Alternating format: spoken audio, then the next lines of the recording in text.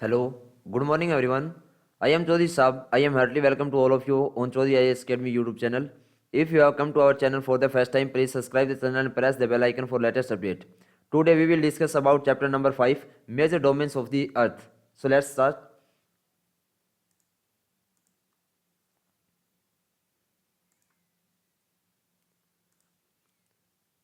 Water is found a very large part of the earth called the hydrosphere. क्या कहा गया है? पृथ्वी के बहुत बड़े भाग पर जो है जल पाया जाता है, जिसे हम क्या कहते हैं? हाइड्रोस्फीयर कहते हैं, यानी कि जलमंडल कहते हैं. The hydrosphere include all state of water such as ice water and water vapour. क्या कहा गया है कि जलमंडल में जल की सभी अवस्थाएं जैसे बर्फ, जल एवं जलवाष्प शामिल होते हैं. Water is found on a very large part of the earth called the hydrosphere. The hydrosphere include all state of water such as ice water and water vapour. यानी कि पृथ्वी के बहुत बड़े भाग पर जल पाया जाता है, जिसको हम क्या कहते हैं? हाइड्रोस्फीयर कहते हैं, यानी कि जलमंडल कहते हैं. और जलमंडल में जल की सभी अवस्थाएं पाई जाती हैं, जैसे सच एज आइस आपकी बर्फ हो गई, वाटर यानी आपका जल हो गया, और वाटर वेपर यानी कि वेपर का मतलब क्या होता है? आपका वाष्प से होता है. तो वाटर वेपर क्या होगा आपका? यानी कि जल वाष्प. After that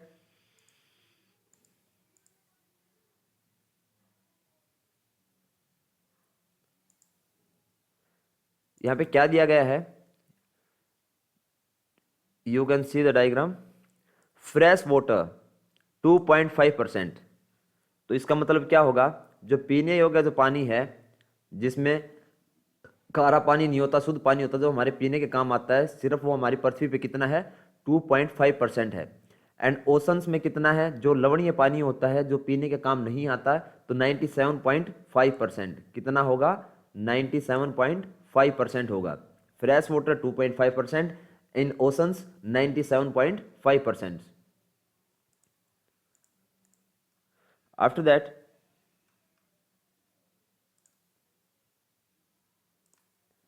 the limited area of the earth where all the three circles come in contact with each other is called biosphere. क्या कहा गया है? The limited area of the earth where all the three circles come in contact with each other is called biosphere. Biosphere पृथ्वी का वह सीमित क्षेत्र जहां तीनों परिमंडल एक दूसरे के संपर्क में आते हैं, उसको हम क्या कहते हैं? बायोस्फीयर कहते हैं, यानी कि उसको जैवमंडल कहते हैं. All kind of organism are found in this circle, so it is the most important. क्या कहा गया है इसमें? All kinds of organism are found in the circle, so it is the most important. यानी कि यह जो परिमंडल है, इसमें सभी प्रकार के जो जीव जंतु हैं वो पाए जाते हैं, इसीलिए यह बहुत ज्यादा महत्वपूर्ण है. This three circle of the earth intact and influence each other in some ways. क्या कहा गया है? ये जो तीनों परिमंडल है आपस में एक दूसरे के साथ पारस्परिक जो है क्रिया करते हैं, और किसी न किसी प्रकार एक दूसरे को प्रभावित करते रहते हैं. The limited area of the earth where all the three circles come in contact with each other is called biosphere. यानी कि पृथ्वी का वह सीमित क्षेत्र जहां तीनों परिमंडल एक दूसरे के संपर्क में आते हैं, उसको हम क्या कहते हैं? बायोस्फीयर कहते हैं, यानी कि जैवमंडल कहते हैं. All kind of organism are found in this circle, so it is the most important. क्या कहा गया है? सभी प्रकार के जो जीव जंतु हैं वो इस परिमंडल में पाए जाते हैं, यानी कि जैवमंडल में, तो इसीलिए यह है महत्वपूर्ण है. This three circle of the earth intact in influence each other in some ways. यानी कि जैवमंडल में जो है जितने भी जो परिमंडल हैं, यानी कि तीन परिमंडल हैं हमारे पृथ्वी के, तो वो तीनों क्या करते हैं? एक दूसरे को इंटैक्ट करते हैं किसी ना किसी वे में. Air you can C diagram. यहाँ पे आपको परिमंडल दिए गए हैं, जैवमंडल दिया गया है आपको यहाँ पे. तो यहाँ पे हम देखेंगे सबसे ऊपर यहाँ पे आपका क्या होगा? एटमॉस्फेयर होगा आपका. यहाँ पे ये एटमॉस्फेयर होगा आपका, जहाँ पे आपका आसमान और ये सब होगा, यानी कि वायुमंडल जो आपका है वो एटमॉस्फेयर होगा आपका. ये आपका यहाँ पे लिथोस्फीयर होगा. क्या होगा? लिथोस्फीयर होगा आपका यहाँ पे, यानी कि जो माउंटेन्स और ये सब आते हैं वो इसके अंतर्गत आते हैं. यहाँ पे आपका हाइड्रोस्फीयर होगा, यानी कि जो आपके जलाशय हैं वो सारा एरिया जो आता है, नदी, झरने, ये वो सब, नदी सॉरी समुद्र, ये वो सब जो आता है जहाँ पे पानी होता है, उसको हम हाइड्रोस्फीयर कहते हैं. आफ्टर दैट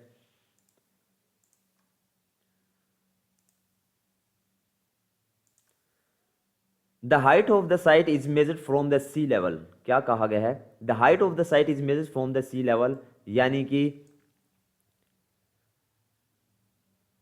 जो सतह की जो ऊंचाई होती है उसको हम किसके द्वारा मापते हैं, तो सी लेवल यानी कि समुद्र तल से मापते हैं। The height of the site is measured from the sea level, यानी कि स्थल की ऊंचाई को जो है समुद्र तल से मापा जाता है। The highest peak in the world is Mount Everest which is 8,848 metres above the sea level. क्या कहा गया है, the highest peak in the world is Mount Everest which is 8,848 metres above sea level, यानी कि विश्व का जो सबसे ऊंचा शिखर है वो हमारा माउंट एवरेस्ट है। माउंट एवरेस्ट है वो विश्व का सबसे बड़ा जो सबसे ऊंचा जो है माउंट एवरेस्ट है शिखर।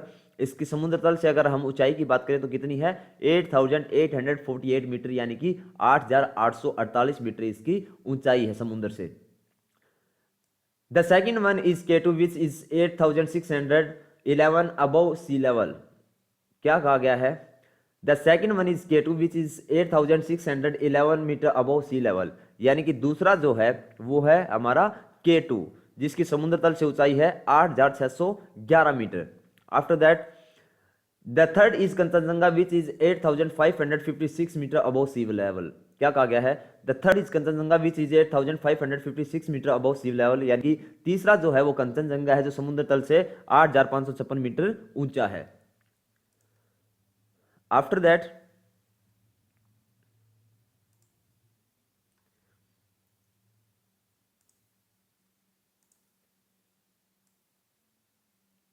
the highest of the site is measured from the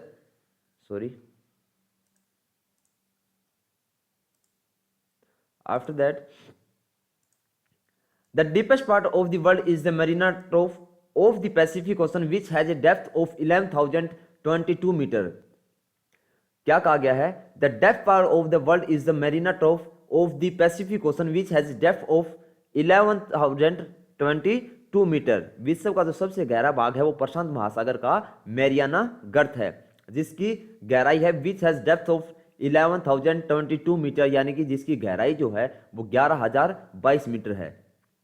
जो विश्व का सबसे गहरा भाग अगर आपसे पूछ लिया जाए तो वो प्रशांत महासागर का मैरियाना गर्त है। The depth part of the world is the Mariana trough of the Pacific ocean. After that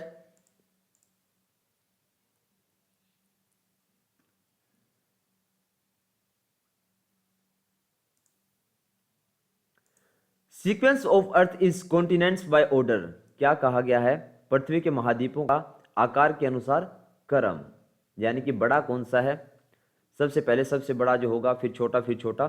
तो सबसे बड़ा अगर है तो Asia, second Africa, North America, उसके बाद में साउथ अमेरिका, फिर अंटार्कटिका, फिर Europe and after that Australia. Sequence of earth is continent by order, यानी कि पृथ्वी के महाद्वीपों का आकार के अनुसार क्रम, सबसे पहले सबसे बड़ा, सेकंड नंबर पे उससे छोटा, फिर उससे छोटा।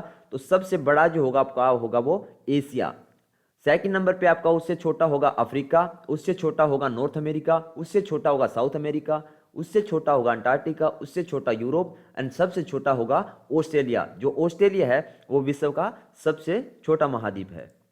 After that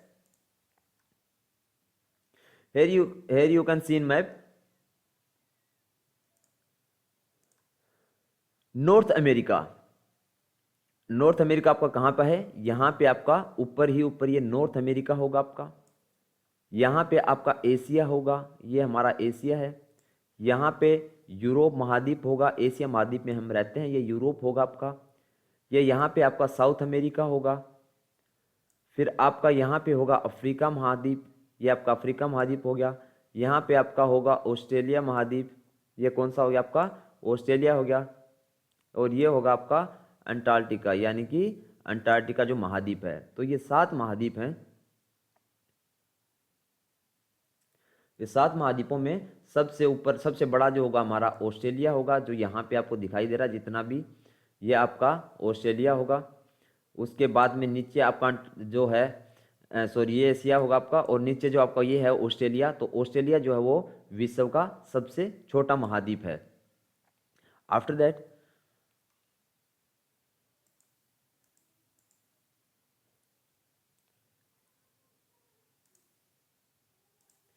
Europe and Asia appear as a single chain. It is separated from each other only by the Ural mountain and the Ural river. क्या कहा गया है, Europe and Asia appear is a single train that is separated from each other only by the Ural and the Ural river. क्या कहा गया है? Europe और Asia की एक ही भूभाग के रूप में दिखाई पड़ते हैं और सिर्फ यूरल पर्वत और जो यूरल नदी है उसके द्वारा एक दूसरे से अलग होते हैं। But practically Europe and Asia are considered to separate continents. क्या कहा गया है? लेकिन व्यवहारिक रूप से जो है यूरोप और एशिया को दो अलग महाद्वीप ही समझा जाता है। The combined territory of Europe and Asia is called Eurasia. क्या कहा गया है? The combined territory of Europe and Asia is called Eurasia, यानी कि यूरोप प्लस एशिया, यूरोप एवं एशिया के संयुक्त भूभाग को, दोनों के भूभाग को जो जुड़ा है उसको क्या कहते हैं? यूरेशिया कहते हैं। और ये किससे मिलकर बना है? यूरोप प्लस एशिया यानी कि Eurasia. After that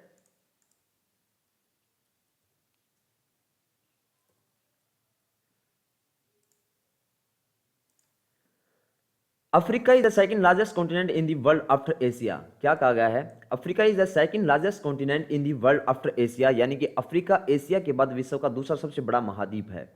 this is the only continent through which the Tropic of Cancer, Capricorn and equator all three lines pass through. क्या कहा गया है? This is the only continent through which the Tropic of Cancer, Capricorn and equator all three lines pass through.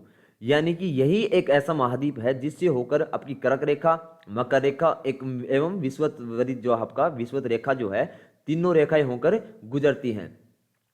The equatorial line और latitude 0 degree passes through approximately the central part of the continents. क्या कहा गया है? The equatorial line और latitude 0 degree passes through approximately the central part of this continents, यानी कि विषुवत रेखा या फिर 0 डिग्री अक्षांश जो आपका इस महाद्वीप के मध्य से होकर गुजरता है। After that,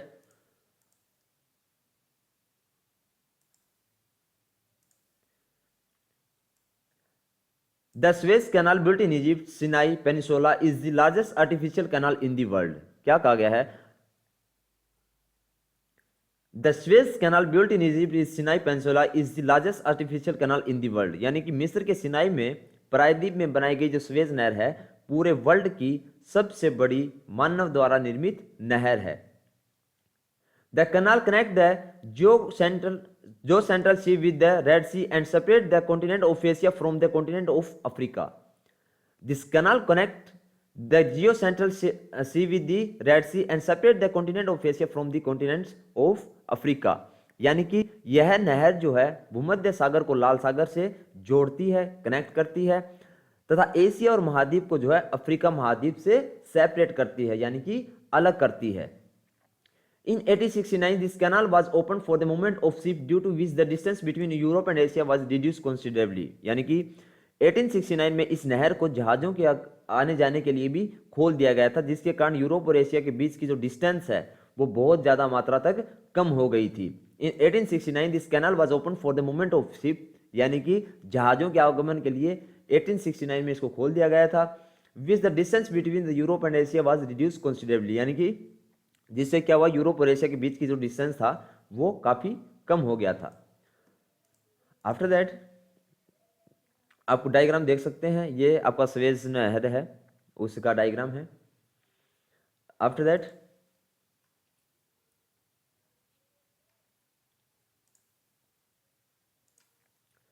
the continent of North America and South America, Panama is connected to a narrow site in the eastern border of the country which is called the Panama Land Treaty. क्या कहा गया है आपको यहाँ पे? The continent of North America and South America, Panama is connected to a narrow site in the eastern border of the country which is called the Panama Land Treaty. यानी कि उत्तरी अमेरिका तथा दक्षिण अमेरिका महाद्वीप है वो Panama देश की पूर्व सीमा में एक दूसरे से बहुत ही पतले रास्ते से, सथल रास्ते से जुड़े हुए हैं, जिसे पनामा सथल संधि कहा जाता है। क्या कहा जाता है? Called the Panama land treaty, यानी कि जिसको पनामा स्थल संधि कहा जाता है। किसको? अमेरिका तथा दक्षिण अमेरिका महाद्वीप जो है पनामा देश की जो पूर्व सीमा में एक दूसरे से बहुत ही पतले रास्ते से, जो लैंड का जो रास्ता है उससे जुड़े हुए हैं, तो उसको क्या कहा जाता है? पनामा स्थल संधि। And this land treaty separated the Antarctic ocean from the Pacific ocean. क्या कहा गया है? And this land treaty separate the Antarctic ocean from the Pacific ocean, यानी कि यह स्थल संधि जो है अंटार्कटिक महासागर को जो है प्रशांत महासागर से सेपरेट कर देती है, अलग कर देती है। After that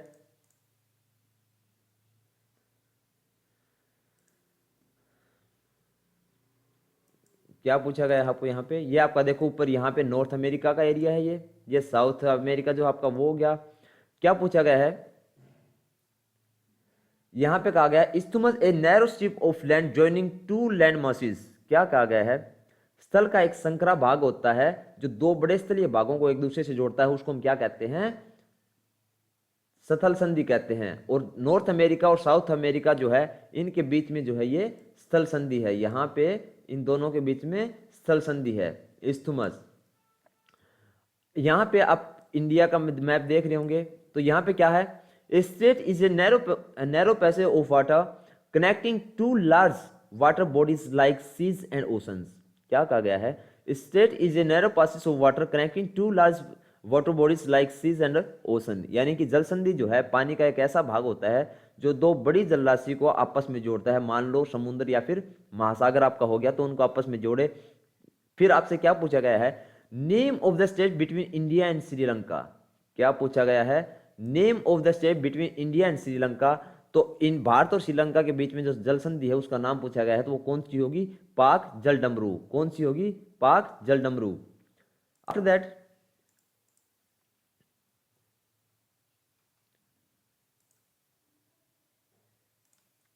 South America is the Antarctic Ocean to the east of connecting and the Pacific Ocean to the west. क्या कहा गया है? South America is the Antarctic Ocean to the east of the continent and the Pacific Ocean to the west. क्या कहा गया है? दक्षिण America महाद्वीप के जो है पूर्व में अंटार्कटिक महासागर है और पश्चिम में प्रशांत महासागर है। The majority of the continent of South America is located in the southern hemisphere. क्या कहा गया है? The majority of the continent of South America is located in the southern hemisphere, यानी कि दक्षिण अमेरिका महाद्वीप का जो अधिकांश भाग है वो दक्षिणी गोलार्ध में पड़ता है, साउथर्न हेमिस्फीयर में पड़ता है।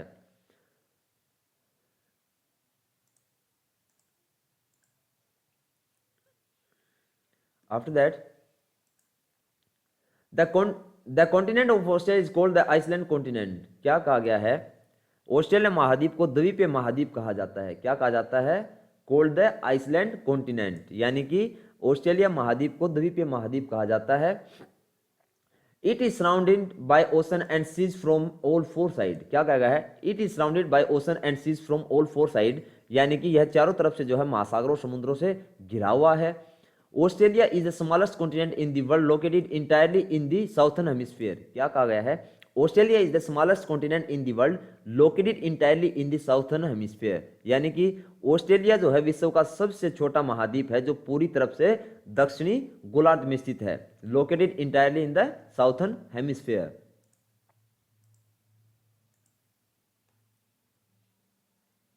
After that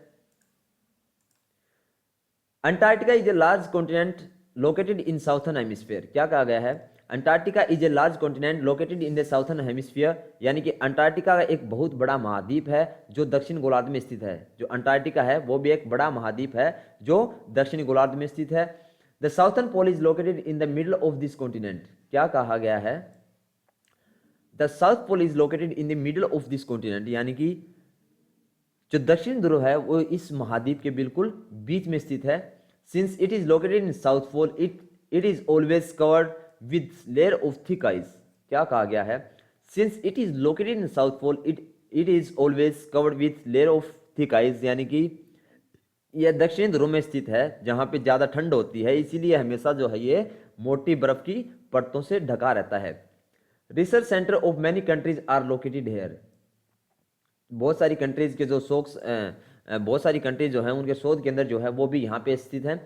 research institute of India are also here. क्या कहा गया है? Research institute of India are also here, यानी कि भारत के भी शोध संस्थान जो है वो यहाँ पे स्थित हैं। देयर नेम आर मैत्री एंड दक्षिण गंगोत्री। जो हमारे इंडिया के शोध केंद्र वहां पे हैं उन दोनों के नाम क्या होंगे हमारे? एक का होगा मैत्री और दूसरी का होगा दक्षिण Gangotri. After that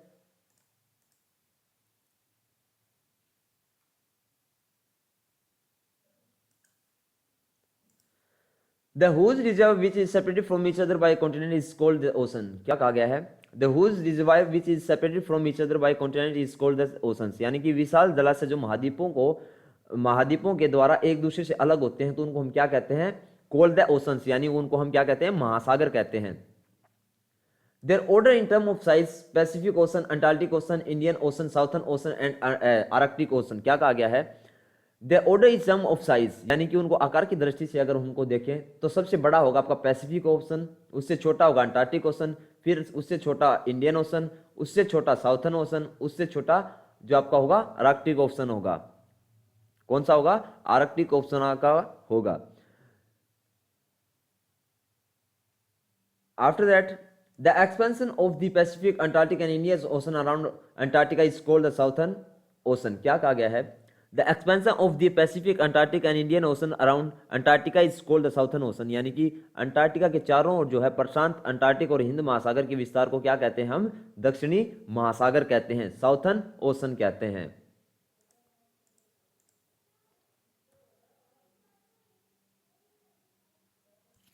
After that, the Pacific ocean is the largest ocean. क्या कहा गया है? प्रशांत महासागर जो है वो सबसे बड़ा महासागर है। The deepest part of the earth is located in the Mariana trough in the Pacific ocean. क्या कहा गया है? सब पृथ्वी का जो सबसे गहरा भाग है, जिसकी गहराई सबसे ज्यादा है, मैरियाना गर्त, वो भी प्रशांत महासागर में स्थित है। The deepest part of the earth is located in the Mariana trough in the Pacific ocean. After that, the ocean is separated on over 1/3 of the earth. Its area is bigger than the total area of all continents। क्या कहा गया है? This ocean is spread over 1/3 of the earth। Its area is bigger than the total area of all continent। यानी कि महासागर जो है ये पृथ्वी के 1/3 भाग पर फैला हुआ है। कौन सा? प्रशांत महासागर। और इसका क्षेत्रफल जो है बाकी जो आपके 6 महासागर जो बच जाते हैं उनसे भी ज्यादा है। It is deeper than other ocean. ये बाकी जो ओशन आपके महासागर हैं उनसे गहरा है। On one side of this ocean are the continent of Asia and Australia, and on the other side are the continent of North and South America। क्या कहा गया है? On one side of this ocean is the continent of Asia and Australia, and on other side are the continent of North and South America। यानी कि इस महासागर के एक और एशिया पड़ता है और ऑस्ट्रेलिया महाद्वीप पड़ता है, तो दूसरी ओर इसके उत्तरी और दक्षिण अमेरिका महाद्वीप पड़ते हैं। After that,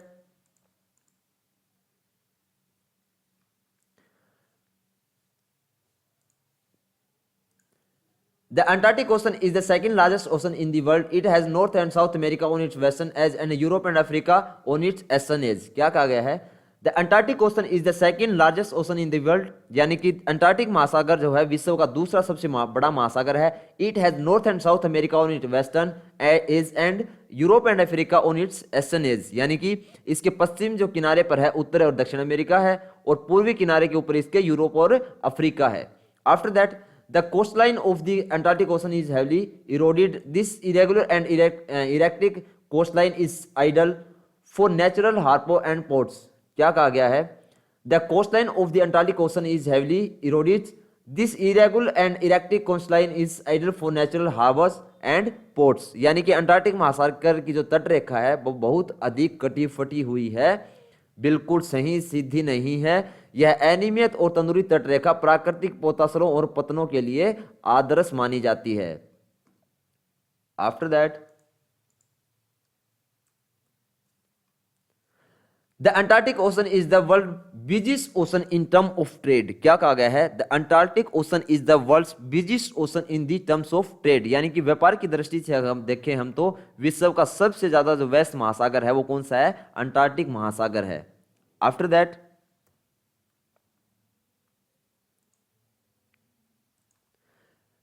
the Pacific Ocean is almost circular। Asia, Australia, North and South America are located around it। क्या कहा गया है? The Pacific Ocean is almost circular। Asia, Australia, North and South America are located around it। जो प्रशांत महासागर है उसका आकार कैसा है? वर्ताकार है। और एशिया, ऑस्ट्रेलिया और उत्तर एवं दक्षिण अमेरिका जो है इसके चारों ओर स्थित है। Are located around it. The Antarctic Ocean is shaped by the English letter S। The Indian Ocean itself, it is an ocean that is named after a country, that's India। क्या कहा गया है? अंटार्कटिक महासागर जो है वो अंग्रेजी अक्षर जो हमारा S होता है उसके आकार का है। हिंद महासागर ही एक ऐसा महासागर है जिसका नाम जो है वो किसी देश के नाम पर है, और ये सौभाग्य जो है हम इंडियंस को प्राप्त है कि इसका नाम जो है भारत के नाम पर है।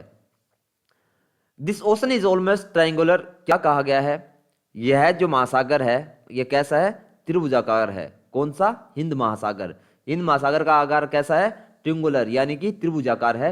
It has Asia in the north, Africa in the west and Australia in the east. क्या कहा गया है? It has Asia in the west, in the north, Africa in the west and Australia in the east. यह महासागर जो है इसके उत्तर में एशिया, पश्चिम में अफ्रीका और पूर्व में जो है इसके ऑस्ट्रेलिया है। The Antarctic ocean is located in the north pole circle and extend around the north pole. क्या कहा गया है? The Antarctic ocean is located in the north pole circle and extend around the north pole. जो Arctic महासागर है उत्तर ध्रुववर्त में स्थित है तथा इसका जो है उत्तर ध्रुव चारों ओर फैला हुआ है। कहां फैला हुआ? ये उत्तर ध्रुव के चारों ओर, extend around the north pole. After that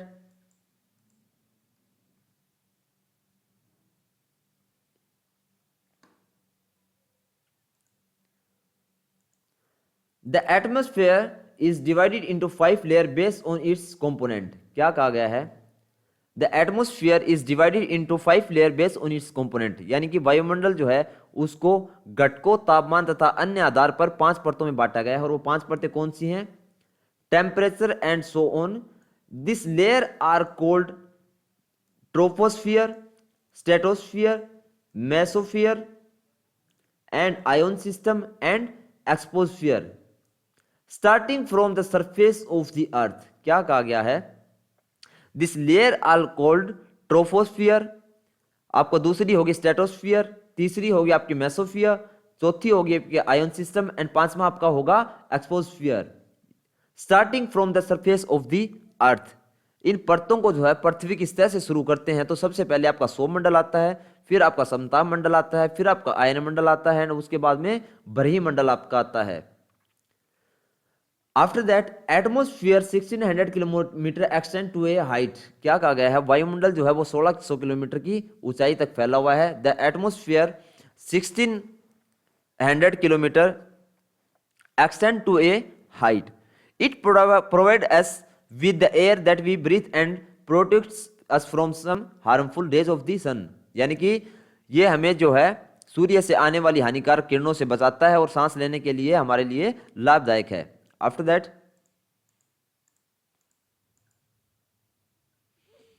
आप डायग्राम देख सकते हैं। सबसे पहले आपका क्या होगा? यहाँ पे नीचे ही नीचे आपका ट्रोपोस्फियर होगा, यहाँ पे आपका होगा स्ट्रेटोस्फियर होगा, फिर आपका उससे ऊपर क्या होगा? आएगा मेसोस्फियर आ जाएगा आपका, उससे ऊपर आपका आएगा थर्मोस्फियर आ जाएगा, उससे ऊपर आपका जो आएगा वो एक्सपोस्फियर आ जाएगा, एक्सपोस्फियर आ जाएगा आपका सबसे ऊपर।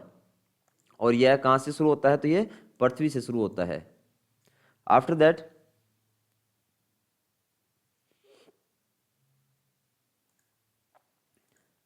The atmosphere contains 78% nitrogen, 21% oxygen and 1% all other gases. क्या कहा गया है? वायुमंडल में जो है 78% जो हिस्सा है वो नाइट्रोजन का है, 21% जो है ऑक्सीजन है और 1% ऑल अदर गैसेज, 1% जो है वो बाकी गैसें हैं।